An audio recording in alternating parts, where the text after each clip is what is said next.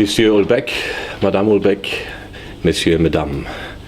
That is about the extent of my spoken French, so I must really apologize. I can read a little, but I made a second culture, another culture, my second one, which is the Anglo-Saxon one. I spent 10 years in the United States, acquiring a PhD and a US citizenship on the way, and that didn't leave enough time for other ventures. So my apologies for having this address in English, and I called it a personal introduction, Michel Houellebecq and Oswald Spengler.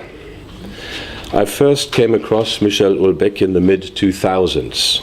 I had just returned from the United States and started my first company and a family. But I still found time to read here and there. I think my first Houellebecq was Extension du domaine de la lutte.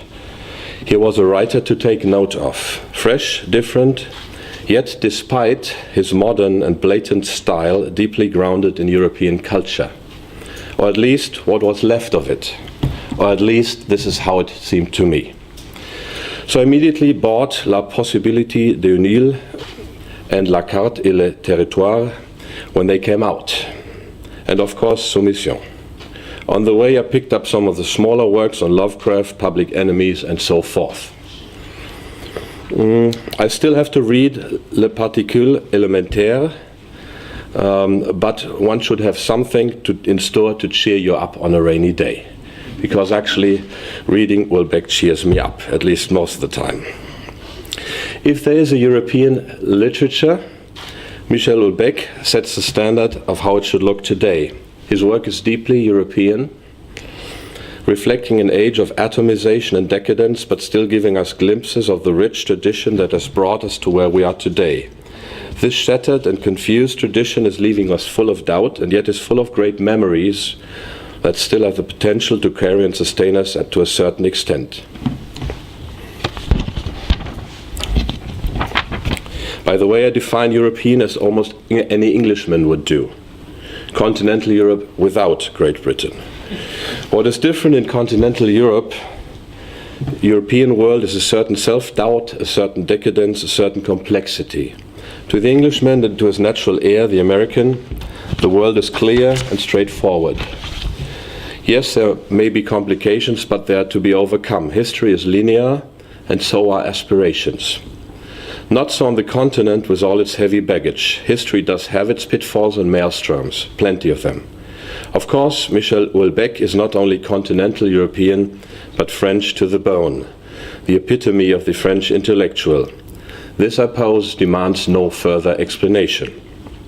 If one wants to picture a French intellectual, we picture Michel Houellebecq, or Frédéric Baik-Beder, as different as their phenotypes might be. And yet, there was something about Michel Houellebecq that touched my German DNA. There was mystery, wonder, even in this atomized, rationalized, cynical modern world in which Houellebecq's actors plot their cause.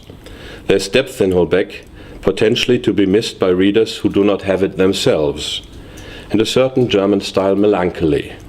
The author himself acknowledges Schopenhauer's and Nietzsche's influence. Now is the time to introduce Oswald Spengler, the namesake of our society, and to briefly sketch why we offered Michel Houellebecq the very first Oswald Spengler Prize, and why we were so thrilled and honored, deeply honored, when he immediately accepted. There was no discussion, very little discussion. Our laureate accepted quickly. After all, we are a small society of private citizens, mostly professors. We represent no lobby, no government, no financial interests. We are intellectuals interested in world and universal history, the development of civilizations, and we are inspired by Oswald Spengler. We do honor Michel Houellebecq, but Houellebecq honors our society and Oswald Spengler through his presence and the acceptance of the first Oswald Spengler Prize even more. So what is the connection? At first sight, it is simple. Since the publication of Soumission, our laureate has been routinely named in one breath with Oswald Spengler by the feuilleton pages. Soumission, the story goes, is a work about the decline of the West. Our laureate has been labeled a cultural pessimist, as has been Oswald Spengler. The timing, of course, was eerie, the timing of the book, but so was the foresight of the patron of our society. Perhaps someday in Russia, the Holy Revolution will break out as bloody as once the Red One did, said Spengler. Is it different in the face of the deep excitement of Islam? Does the appearance of a true caliph who does not have to fight for recognition because suddenly no one doubts it, is that not outside all possibility, he wrote in 1924. This is the obvious connection. This is the one made in the feuilleton pages, but it's not the ultimate reason why we asked Michel Houellebecq if he would accept the prize. There's a deeper connection. There's a deeper connection. Oswald Spengler is a thinker, but he is also a poet, writer. Michel Houellebecq is a writer, poet, but he is also a thinker. Both share the rich Western intellectual and scientific tradition. Both know that they stand on the shoulders of that tradition. Both know that the time of the West might be ending, and both boldly go forward in that tradition to keep it alive when and where still possible. Both have spirituality and deepness. Spengler was an autodidact, a great synthetic mind with a grounding both in the humanities and sciences, who wrote in a deeply poetical and even mystical language. Both Oswald Spengler and our laureate also draw upon an extensive reading in biology and evolutionary theory. Both are keenly aware of the biological programs that run inside us and often dominate us. When a culture has run its course, it lapses into its second religiousness. That is a prediction of Oswald Spengler, as many other of his predictions are turning to be very far-sighted and turning into reality. The mythologist John Campbell, advisor to George Lucas on Star Wars, said, well, it's been something of a life history journey to see every little bit of what Spengler promised turn into reality. So Spengler also said, when a culture has run its course, it lapses into its second religiousness. The big fights of the culture have been fought, the questions debated ad infinitum. This, according to Spengler, was true in Buddhism, the Roman Empire, and also in Islam, which to Spengler is a late phenomenon in what he calls late Magian culture. Indeed, according to Spengler, Islam is 1,000 years ahead of us in cultural development, according to Spengler. Spengler vehemently denied that he was a pessimist, instead arguing that we can only do what is appropriate for our times. We can strive to be good in the crafts demanded of the time, but it would be silly to attempt tasks out of sync with the times. According to Spengler, we live our lives in the winter of our culture. This does not mean that there are no tasks, that there is no culture, but they are specific. Ours is a thoroughly practical age, and art, literature, music are seen to be as business ventures first or also. Spengler, the West European, however historically he may think and feel, is at a certain stage of life invariably uncertain of his own direction. He gropes and feels his way, and if unlucky in environment, he loses it. Very Houellebecqian. Houellebecq's characters have lost it, mostly, but they still have a core of direction, or at least standing. Spengler continues, but now at least the work of centuries enables him to view the disposition of his own life in relation to the general culture scheme and to test his own powers and purposes.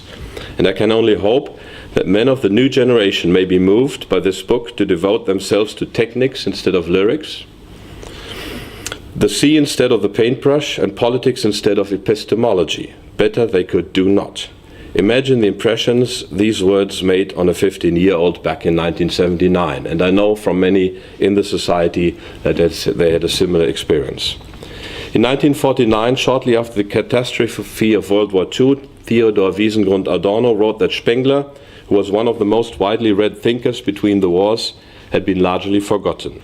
But the course of world history itself would confirm Spengler's predictions to a degree that would be amazing, if one still remembered those predictions. The forgotten Spengler has his revenge by threatening to be right in the end. I'm coming to the end. In recent years, Norwegian writer Karl Ove Knausgård gained publicity and recognition for a 6-volume autobiographical novel, Mein Kampf, Mein Struggle, Mein Kampf. In Germany, obviously, it was not published with its original title. In his review of Soumission in the New York Times, Knausgård confesses that he never read Houellebecq it is worth to quote the passage.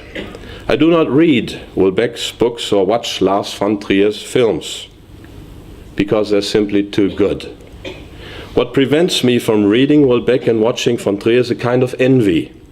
Not that I begrudge them success, but by reading the books and watching the films, I would be reminded of how excellent a work of art can be, and of how far beneath that level my own work is. That may sound strange, and yet it can be hardly unusual. If you're a carpenter, for instance, and you keep hearing about the amazing work of another carpenter, you're not necessarily going to seek it out, because what would be the good of having it confirmed that there's a level of excellence to which you may never aspire? Better to close your eyes and carry on with your work, pretending the master carpenter doesn't exist. Michel Houellebecq in his writings makes no direct reference to Oswald Spengler, at least not one that I know of. Knausgaard does, if only fleetingly in one of his books. Both Houellebecq and Knausgaard to me seem to know that they're writing at a late stage of our culture, where life has lost its naturalness, where even simple things become a struggle. Michel Houellebecq remains ambiguous and ambivalent about politics. As a writer and an artist, that is both his privilege and his duty. Otherwise, our laureate would be an activist. This he is not. He is a writer indeed, a true intellectual and an artist. But a message still shines through Michel Houellebecq's works. The respect for the great traditions of the West, intellectual and otherwise. The respect for all that is great, for all that this great culture has achieved in the past 1,000 years, even if it may be crumbling now. The yearning for salvation, the necessity of spirituality, even if our intellectuality has cut us off of our roots, the need to reconnect. We have to try, even if our status as enlightened individuals might ultimately prevent us from doing so. The master carpenter does exist, and he's right amongst us this evening. We do acknowledge you, Michel Houellebecq, we do read you, and we do thank you for what you have given us.